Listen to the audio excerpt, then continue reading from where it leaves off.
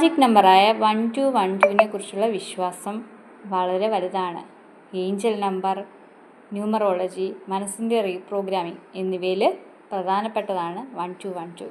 ഈ നമ്പറുകൾ കൈവിരലുകൾ ഉപയോഗിച്ച് ശൂന്യതയിൽ എഴുതുമ്പോൾ അതിൻ്റെ ശക്തമായ വിധത്തിലുള്ള പ്രവർത്തനം നടക്കുന്നു എന്നാണ് സൂചിപ്പിക്കുന്നത്.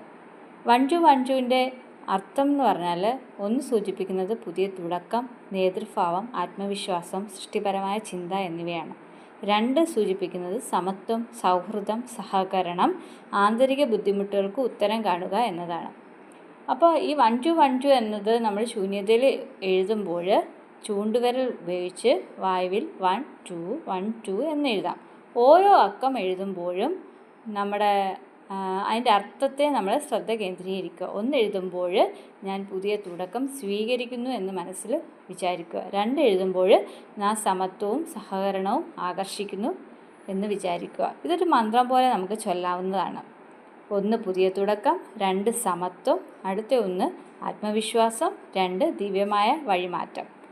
അപ്പോൾ ഇത് ചൊല്ലിക്കൊണ്ട് നമ്മൾ എഴുതിയാൽ, നമ്മൾ വിശ്വാസത്തോടു കൂടി ചെയ്യുമ്പോൾ നമ്മുടെ മനസ്സിൻ്റെ ആശയങ്ങൾ, ചിന്തകൾ എല്ലാം ശുദ്ധിയാവുകയും പുതിയ സാധ്യതകൾ നമുക്ക് തുറക്കപ്പെടുകയും ചെയ്യുന്നു.